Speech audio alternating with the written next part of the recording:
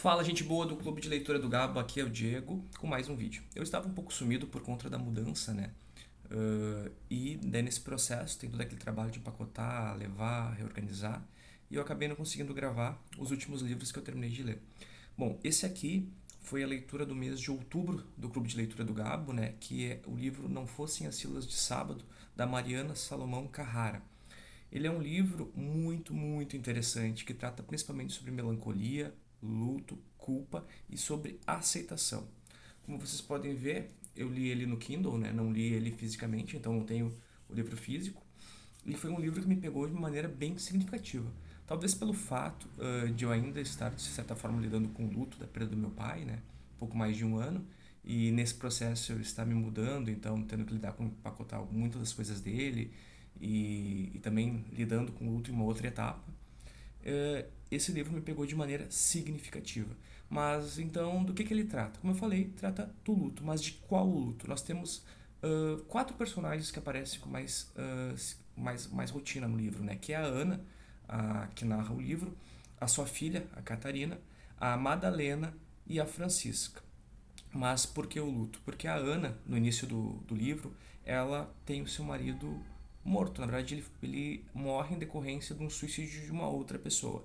O marido da Ana, o André, estava indo fazer uma atividade no qual ela havia solicitado e um rapaz se joga de cima de um prédio, caindo sobre ele. Então ele morre por conta do suicídio de uma outra pessoa. E quem é essa outra pessoa? É o Miguel, o marido da Madalena, a outra personagem do livro. Então o que acontece? A Ana, ela ia contar nesse dia da morte que ela estava grávida e o Miguel sai para comprar uma moldura para um quadro que eles haviam, né, para um pôster que eles haviam comprado numa viagem. De tanto a Ana incomodar, de vai lá, tu nunca arruma esse pôster, tu nunca pendura na parede, ele sai e vai comprar. Só que nesse meio do caminho o outro cai em cima dele, o Miguel cai em cima dele. E a Ana vai ter que lidar com o luto e com a própria culpa que ela vai se impor, né? Como se ela tivesse alguma culpa nesse processo. A gente sabe que não tem, né? Mas no momento da morte, no momento do luto, tu acaba muitas vezes trazendo a culpa para ti, né? Tu acaba não conseguindo compreender as limitações do teu próprio ser. E o livro se passa nessa perspectiva. A Ana, então, agora tendo que lidar com as questões da maternidade, sem ter o André. E se isso não bastasse, a Madalena, a esposa do Miguel, que se jogou, né, do prédio, caiu em cima do marido da Ana, do André, ela mora no mesmo prédio e ela, talvez sentindo uma culpa, tenta se aproximar dessa família. Então nós temos uma relação que começa dificultosa no início, por conta que a Ana não quer aceitar essa aproximação da Madalena, né, porque ela é símbolo do que ela perdeu. Ela, muitas vezes a Ana é visceral nas críticas à Madalena, né, culpando ela. Por que tu não deixou teu marido feliz? Teu marido se matou porque tu não ajudou ele a ser feliz. A gente sabe que a própria Madalena não tem culpa nenhuma, né? Uma pessoa que chega nesse ápice do suicídio, ela não tem o que o outro poderia ter feito nessas circunstâncias, mas fica aquela questão de culpa. E isso é interessante dos personagens da Mariana Salomão, porque eles são visceral. Eles são seres humanos como nós. Nós, no momento de raiva, muitas vezes somos agressivos, idiotas, somos pesados demais nesse sentido. E os personagens delas são. Mas com o passar do tempo e com essa relação que vai se solidificando, a Anne e a Madeleine então passam a construir uma amizade bem interessante. Então, assim, é um livro muito, muito importante e que tem a sua principal marca essa ideia de como a gente ressignifica o luto e passa a viver com uma nova dor ou a viver de uma nova forma, né? Como a gente vive após, né, de uma perda tão inesperada e tão pesada, né? E como essas relações femininas entre a Ana, a Madalena e a própria Catarina, que nasce, né, e daí cresce sem essa figura do pai, como elas se entrelaçam e se apoiam coletivamente na construção e superação da própria ressignificação da vida. A Francisca também, uma outra personagem importantíssima, a Babá, ela aparece ali para dar uns choques de realidade, principalmente do aspecto social e econômico. Vou ler um trechinho aqui do livro que mostra um pouco da narrativa.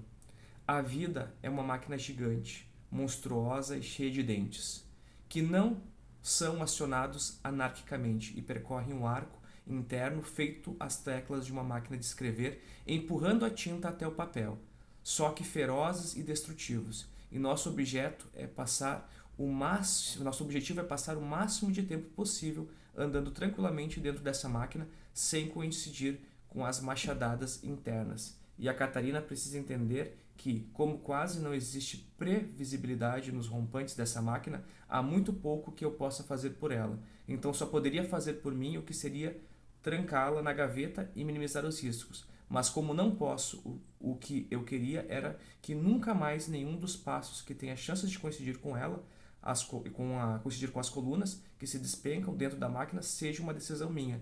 Não, se ela quiser pegar uma estrada, num ônibus escolar, numa madrugada de chuva, para depois se arriscar com os amigos em brincadeiras pré-adolescente, num acampamento, não muito bem vigiado, ela precisa ir escondida. Ela precisa, ela precisa. Então, assim, é muito interessante essa forma como ela acaba vendo a vida de maneira muito mais agressiva nesse processo, né? Então, assim, é um livro, né? Outro trecho ela fala lá, por exemplo, ah, se eu tivesse dito, ah, se ele tivesse feito, né? Ou seja, aquela ideia da culpa, se eu tivesse dito tal coisa, talvez ele não teria saído. Se eu tivesse feito tal coisa, talvez ele teria atrasado alguns minutos. E talvez o cara não teria caído em cima dele, né? Então aquela questão da culpa, que não tem sentido de ser, né? Porque na verdade, a coisa acontece, nós não temos como ela propriamente diz, a vida é essa engrenagem que vai nos consumindo e a gente só pode tentar se preparar e viver da melhor forma possível, né? Mas então, o que fica desse livro, né? O que eu tirei dele? Eu até fiz algumas anotações para ficar mais claro, né? Fica a questão de como a vida se reconfigura, né? Como nós vamos ressignificar ela após essas grandes perdas. Então ele é um livro sobre tudo, né? Sobre tudo mesmo a questão do resistir à impossibilidade de esquecer, mas que também encontrar formas de continuar existindo e de recomeçar cotidianamente. Porque quando tu tem uma perda significativa de um ente próximo, um pai, uma mãe, um filho, uma avó, alguém que está muito próximo da tua realidade, um amigo, e que tu convive, tu na verdade só ressignifica a vida, tu passa a existir e viver com aquela ausência. E esse processo de significação é o mais complexo. E nesse livro ele acontece significativamente com a aproximação e construção desse elo feminino entre essas quatro mulheres, né? Digamos assim, a Ana, que vai ter que passar a viver com a ausência do marido e ressignificar as próprias relações com outros homens e com a família do próprio esposo, a Madalena, que vai ter que lidar também com uma série de questões da perda do marido, da aproximação dessa família que ela sente culpada, como se ela tivesse causado aquela dor, a Catarina, que vai crescer sem um pai, e a própria Francisca, que às vezes vai ser o esteio, o elo que unifica também essa relação de certa forma. Então eu espero que vocês gostem, leiam o livro, ele é significativamente interessante para entender essa questão do luto, da culpa, da melancolia e as suas etapas. Então até a próxima, pessoal. Não esqueçam de curtir, compartilhar e se inscrever no canal.